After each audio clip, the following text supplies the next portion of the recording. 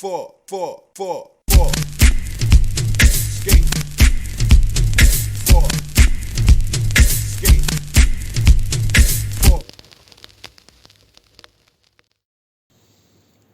Donc, Juliette, et sinon, comment ça va? Ça va, Ça va. ça va bien. Ça va bien. Qu'est-ce qui se passe en ce moment? Le sourire dans tes yeux. Il se passe plein de choses, justement. C'est pour ça que j'ai un peu hésité sur le ça va, mais je pense que ça va bien.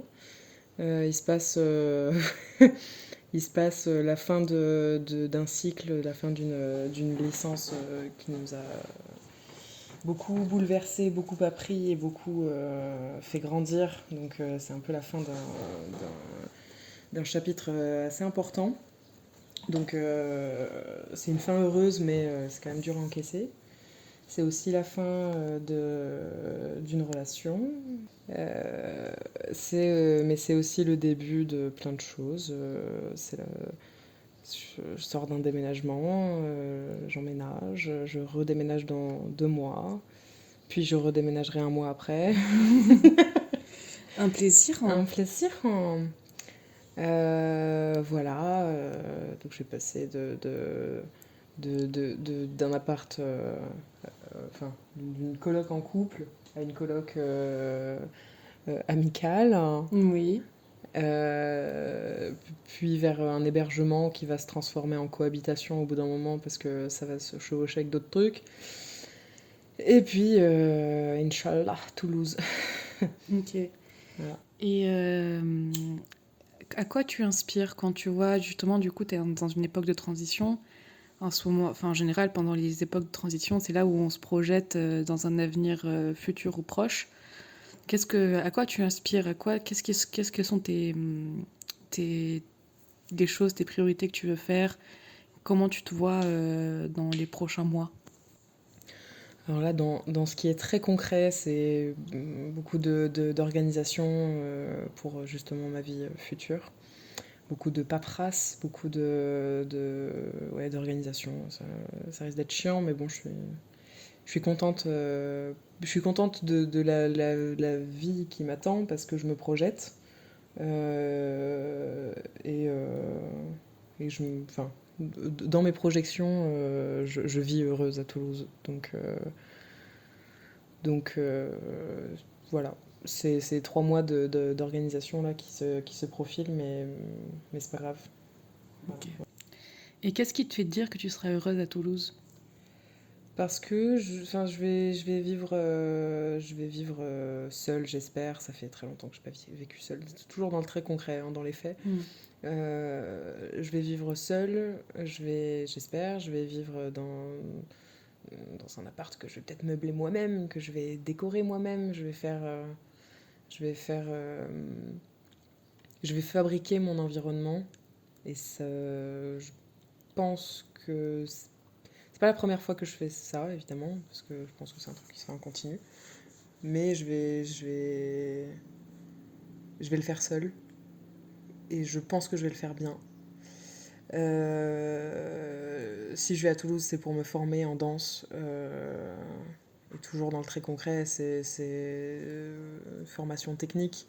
J'ai perdu de la technique. Moi, je me suis vue régresser en niveau. Et là, je fais une audition qui s'est super bien passée. Donc, je pense que l'année là-bas, si, Inch'Allah, si je suis prise, normalement, c'est bon. Mais ça devrait bien se passer. Et puis, euh, je suis contente de l'ensemble de l'environnement que je suis en train de préparer et que je vais continuer de créer et d'enrichir et de faire vivre pour moi. Parce que ça comprend la danse, où je vais me rebouffer de la technique 20 heures par semaine. Je vais en prendre plein la gueule, ça va me faire progresser, je le sais. Je suis contente parce que je vais vivre seule pour la première fois. Je suis contente parce que je vais rencontrer des gens. Ben voilà, il y a plein de beaux projets pour l'année prochaine qui devraient, même si ça se passe pas bien, c'est quand même dans l'ensemble des choses qui font avancer, des choses qui font grandir et qui forment et qui sont dures, mais qui te forgent, quoi. Et en fait, je suis enthousiaste de ça. J'ai hâte de me forger. Qu'est-ce que tu te souhaites à toi-même? Genre quand tu regardes dans ta vie plus tard, qu'est-ce que tu te souhaites? Est-ce que tu te souhaites... ça peut être du cheminement personnel, ça peut être des accomplissements physiques, ça peut être... qu'est-ce que tu te souhaites à toi du futur? De réussir. Ça me fait très peur parce que là j'ai plein de projets et même si je suis très enthousiaste, je sais que ma motivation et mon enthousiasme peut aller et venir.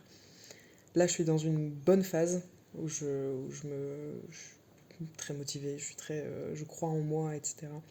Mais je sais que ça peut partir et j'ai pas envie d'abandonner plus tard. Je sais qu'à un moment ou à un autre je vais perdre en motivation. J'ai pas envie d'abandonner. J'ai pas envie de lâcher prise ou de désespérer. Voilà, je me souhaite de m'acharner.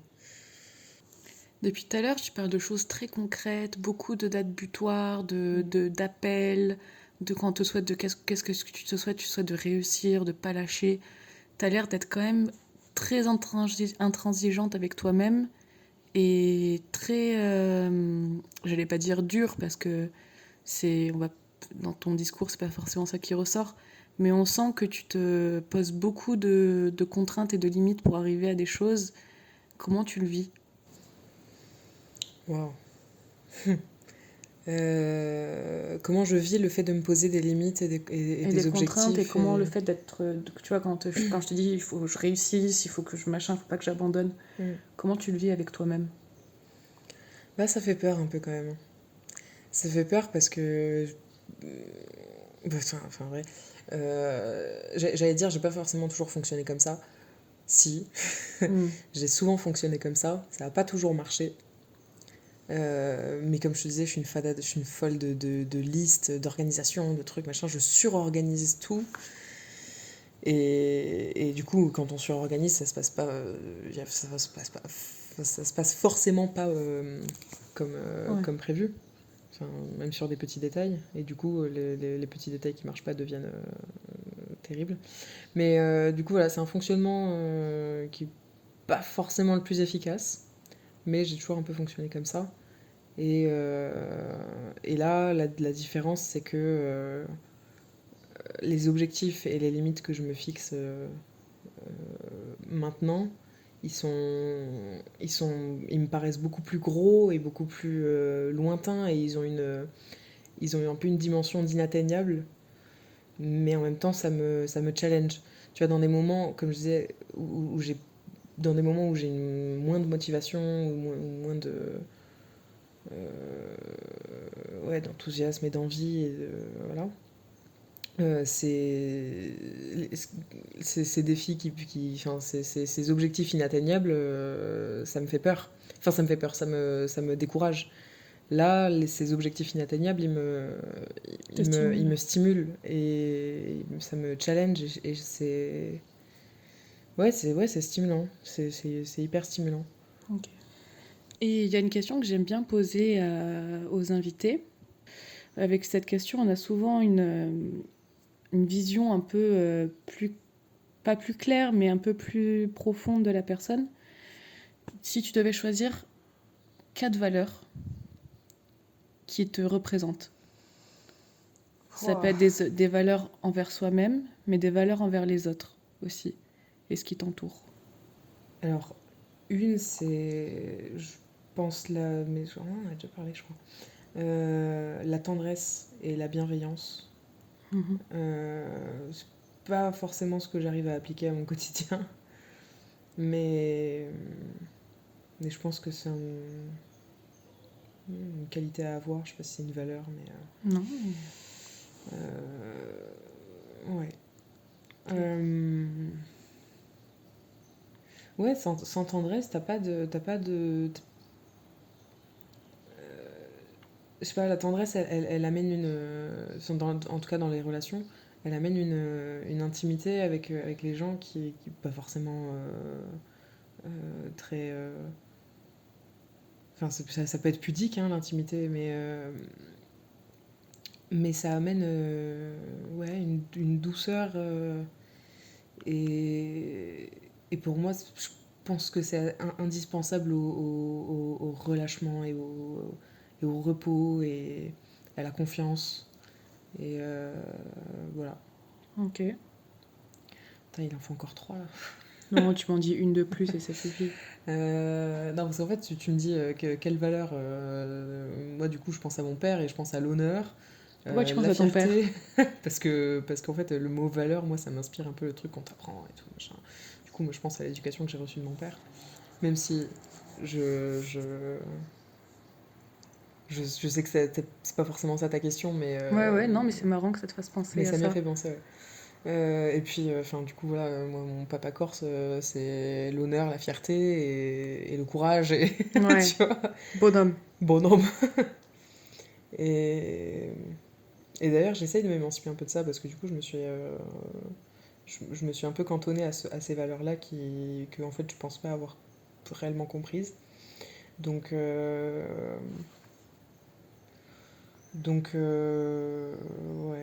je sais pas. Ok. Ah, il y a un truc marrant, je sais pas si ça rentre dans la question, mais je viens d'y penser. Euh, L'intelligence. L'intelligence, Oui. mesdames et messieurs. Mon grand-père, il disait l'intelligence, alors je sais plus comment il le formulait, mais il y a l'intelligence, c'est la règle des 3 C. L'intelligence du cerveau, l'intelligence du cœur et l'intelligence des couilles.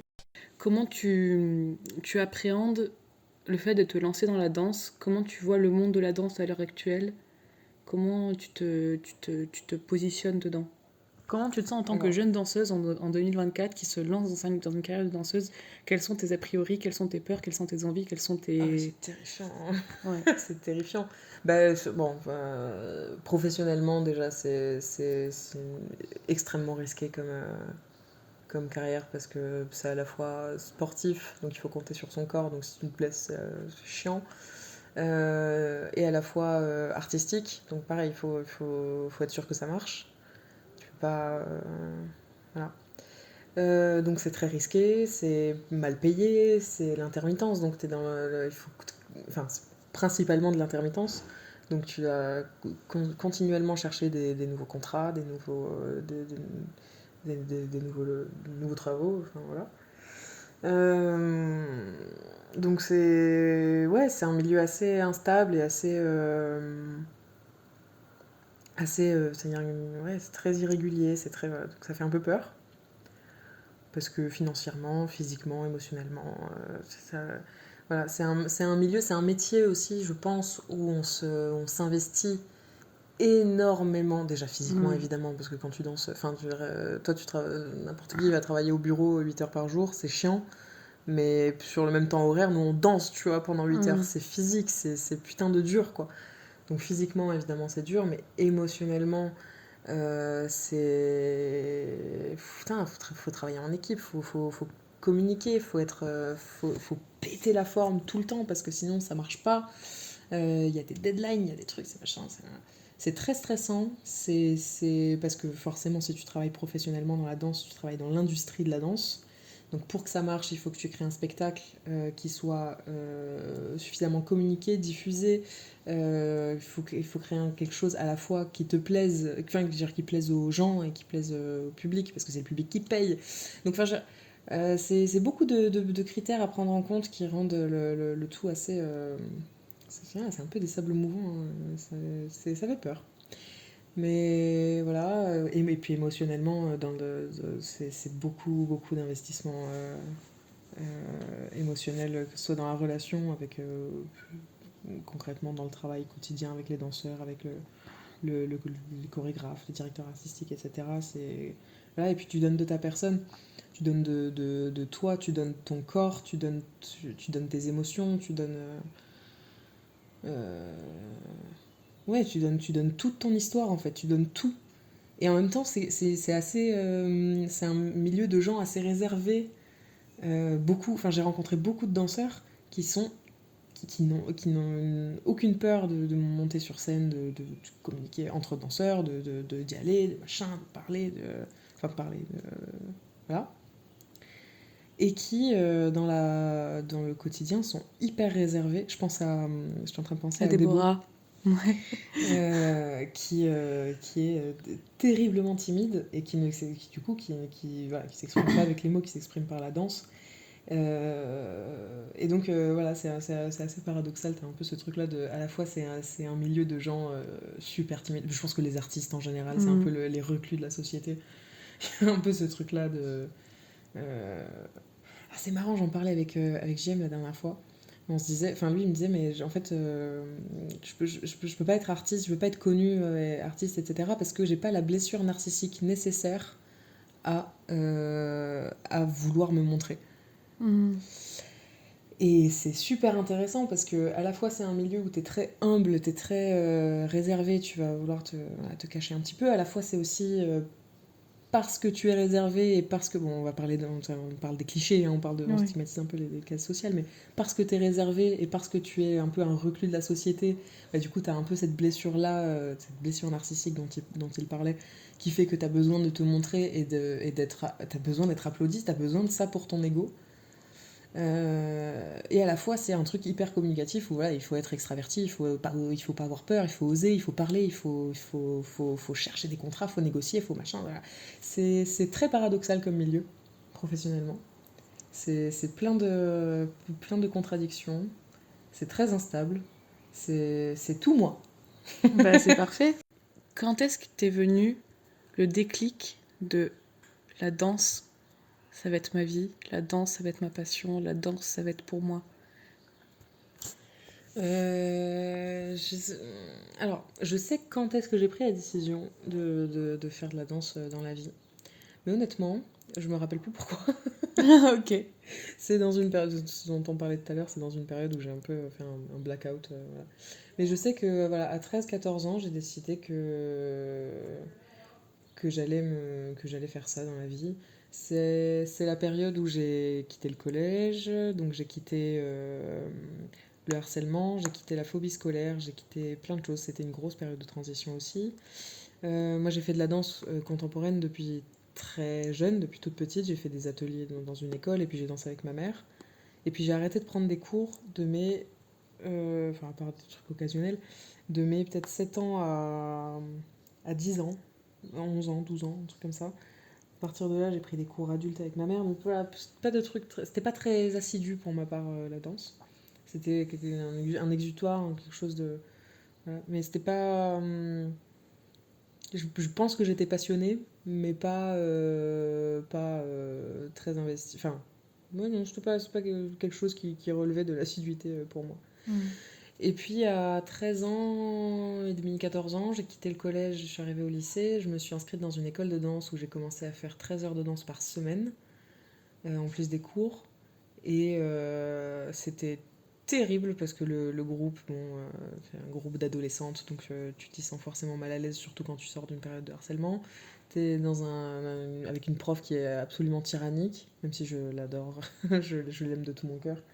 Et voilà, c'est un milieu, c'était très dur, mais en fait, je me suis sentie super à l'aise Enfin, pas forcément à l'aise, mais en tout cas, je sentais que ça me convenait de bosser 13 heures par semaine acharnée, de me voir progresser, de me voir m'affiner aussi, de me voir.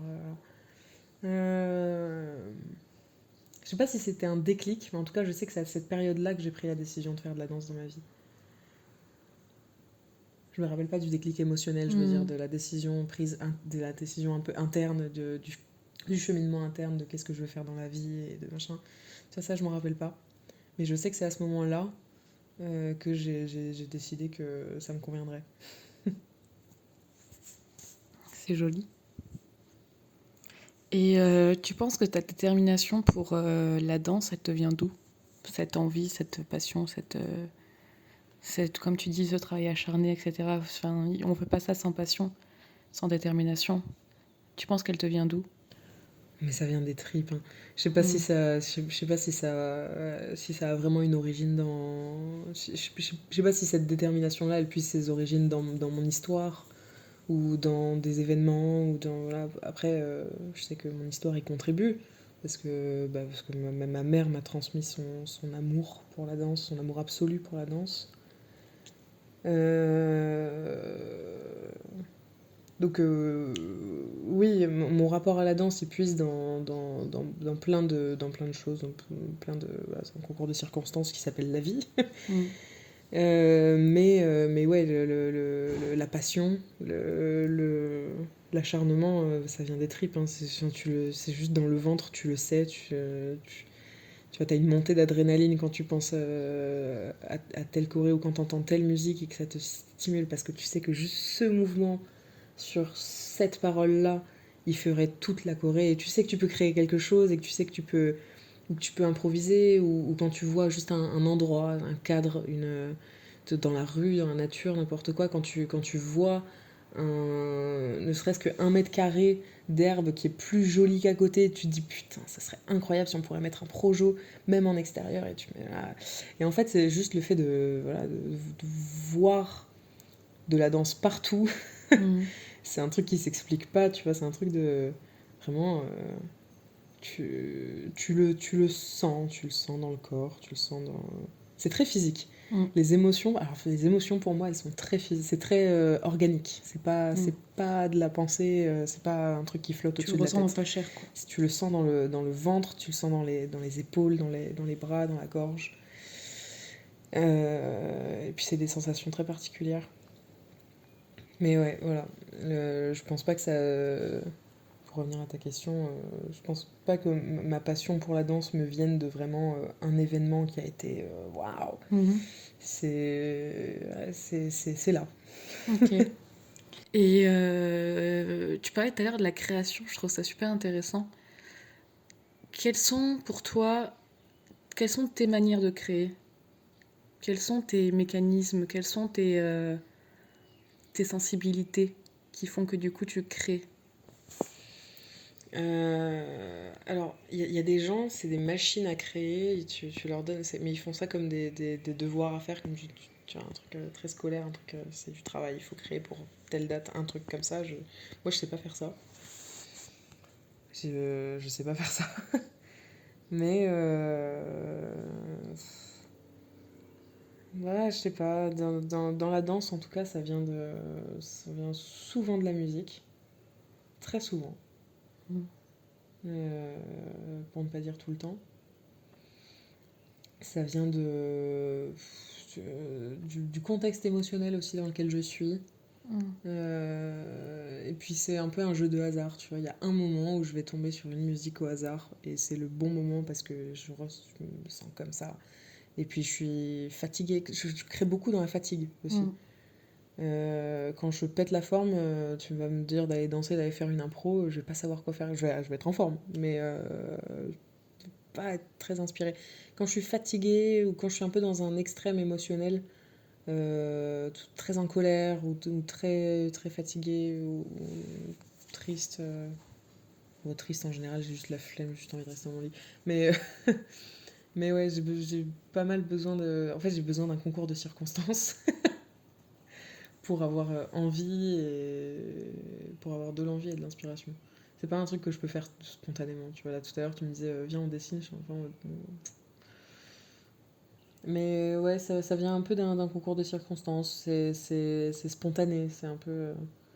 Quand ça vient. Quand ça vient pas, bon, Ça vient pas. ça vient pas. Tu parlais d'émotions, de colère, de tristesse, etc., que tu as besoin souvent d'être dans ces états-là pour créer. Comment tu gères tes émotions? Oh là là. La question qui tue. Je les gère pas du tout. C'est une question, je sais même pas par quel bout l'attraper.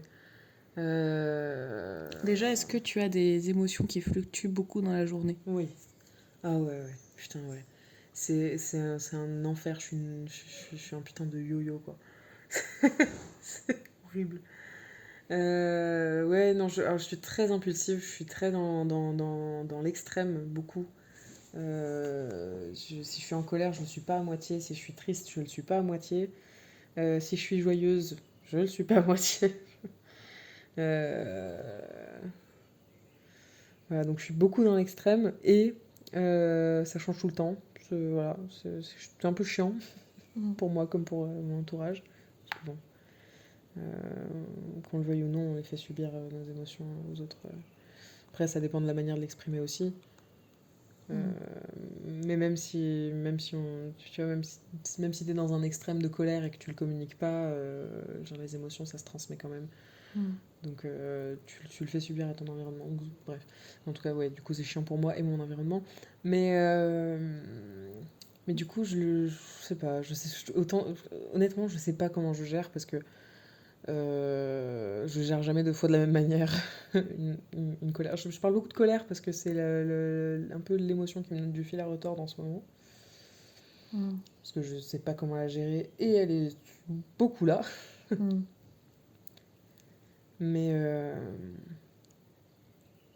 mais ouais, je gère de manière différente à chaque fois. Ça marche ou ça marche pas. Ouais, je jongle avec C'est les quoi tes émotions. tips? T'as pas de tips? Des tips, bah, alors, la respiration, bien sûr. La respiration, mettre de côté les sources identifier les sources de tes émotions et les écarter radicalement de ta vie. C'est un truc, un truc que je fais de temps en temps quand j'y arrive. De plus en plus récemment. Ça fait quelques années que j'arrive à faire ça. C'est très violent, en général, parce que, parce que pour ma part, ça vient souvent des gens, ou en tout cas, ça finit toujours par retomber sur quelqu'un. Donc c'est très violent pour moi et pour les gens autour de moi. Mais voilà, j'essaye au mieux d'être assez ferme là-dessus. Tu vois, quelque chose qui nuit à mon bien-être quotidien et qui nuit à ma joie de vivre et à mon bien-être physique et à plein de choses. Si ça me nuit, je fais de mon mieux pour l'écarter et je fais ça de manière ouais, assez radicale en général. Ok. Voilà. C'est drastique. C'est très drastique. Et je sens que c'est pas la meilleure des solutions. En tout cas, ça marche très bien sur le moment. Ça a des conséquences en général. Tu vois, d'écarter quelqu'un, même si c'est momentané, hein, écarter quelqu'un momentanément de sa vie, ou quelque chose, ça peut être autre chose, hein, c'est pas forcément, genre, mais les nuisibles, c'est pas forcément que des gens, tu vois, mais quand c'est des gens, c'est là que c'est très violent, pour eux et pour moi, parce que du coup, ça devient juste tu m'as fait du mal, je t'écarte de ma vie. Et c'est très, ouais, c'est très drastique, c'est très radical, c'est méchant. C'est, moi, je vois ça comme de la méchanceté assez pure, mais en même temps, j'ai assez peu fait ça. Et quand je l'ai fait, de une, ça m'a fait du bien, et de deux, j'estimais que j'y avais droit. Ouais. Donc, voilà, en fait, de manière assez large, j'estime que j'ai le droit de virer tout ce qui me casse les couilles dans la vie. Voilà, c'est un droit pour le coup que je me suis, je sais plus ce que c'est le mot, mais accordé.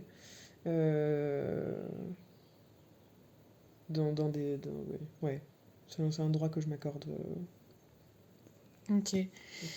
Et la colère, avant, elle était moins présente ou c'est juste... elle s'est réveillée ou c'est juste qu'il y a eu des événements dernièrement qui t'ont fait que t'étais en colère? Oh, ouais, c'est un yo-yo. Ça va, ça vient. En ce moment, j'ai des très fortes colères dues à des événements récents, mais que j'arrive quand même à contenir. Franchement, là, ces derniers jours, j'ai eu quelques fois l'occasion de péter un câble. Je l'ai pas fait, je suis assez fière de moi. J'apprends la diplomatie. Non, elle est pas si récente que ça. En fait, je suis quelqu'un de colérique. Je suis quelqu'un de susceptible, de, de, de colérique et d'impulsif. Impulsive. Ouais, non, ça a ça a toujours fait partie de moi. Mais en même temps, je me la suis toujours autorisée, même si je pense que c'est une émotion assez néfaste. Mais je pense que pour rien au monde, si un jour il y a une fée qui vient me voir et qui me dit, qui me propose de ne plus jamais être en colère de ma vie, je refuserai 100% parce qu'il y a besoin de ça. Ouais. Parce que voilà, c'est comme ça. J'effacerai pas non plus la tristesse et j'effacerai pas non plus euh, n'importe quelle émotion néfaste parce qu'on a besoin de tout. L'important c'est l'équilibre. Alors j'ai tout, j'ai toutes les émotions. Maintenant, il faut gérer l'équilibre. Et tu penses que ça va aller en s'améliorant, Oui, l'équilibre? oui, oui, Ouais. oui. Ouais, je suis assez optimiste là-dessus. Enfin, optimiste, non, mais je pense que oui. Tu penses que ça va s'améliorer grâce à quoi? Grâce à plein de choses, là, comme pour revenir à ce qu'on disait tout à l'heure sur la période de transition, à chaque période de transition de ma vie, je me suis pris plein de trucs dans la gueule, plein de nouvelles infos dans la gueule. J'ai appris sur le tas, j'ai appris, comme tout le monde, c'est le principe de base de grandir et de vivre et d'évoluer. Là, je sais d'avance que ce que je vais me prendre dans la gueule l'année prochaine, ça va être Mm. massif. Mm. Et je sais que ça va m'apprendre. Et je sais que je suis, ça je peux l'affirmer, je suis suffisamment intelligente pour, euh, pour apprendre de ce que je vais me prendre dans la gueule plutôt que de subir ce que je vais me prendre dans la gueule. Et voilà, avec les projets que j'ai là, enfin, je quitte la Corse, j'allais dire pour la première fois, mais bon, je suis pas née ici. Non, mais Mais t'es oui, Corse, quoi. T'as voilà. grandi en Corse. Euh, Oui, enfin, surtout ma famille qui est là, mais j'ai déjà vécu ailleurs, mais là, c'est la première fois que je pars seule. C'est la première fois que je vais vivre seule. C'est la première fois que je vais me former. C'est la première fois que je vais plus être étudiante. Je vais être une jeune en formation et je vais travailler. Et c'est un pas de plus dans la vie professionnelle réelle, dans le dur, quoi. Voilà, ce qui fait peur. C'est un pas de plus dans plein de choses, sur le plan personnel, sur le plan professionnel, sur le plan de la danse, en tout cas, j'allais dire le plan un peu scolaire, mais oui, c'est scolaire, je vais apprendre, je vais être en formation, donc oui. Mais ouais, sur de tous les points de vue, je vais me jeter en avant, donc je sais que je vais m'en prendre plein la gueule. Et j'ai hâte, parce que, parce que je me sais suffisamment intelligente pour savoir quoi en faire. Alors, je vais te poser les questions que je pose à la fin de chaque interview. La première question, c'est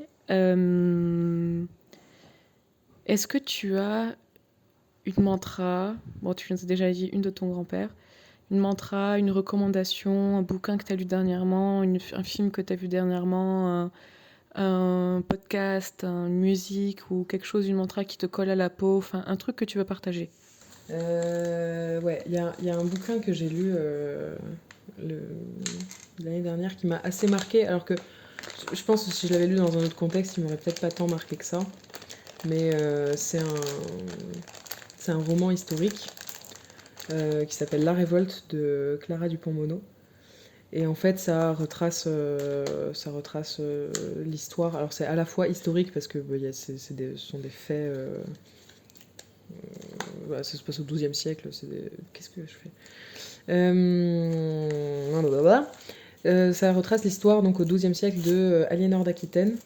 Et c'est une figure. Bon, sans rentrer dans les détails, c'est une figure féminine absolument admirable. Et en fait, ce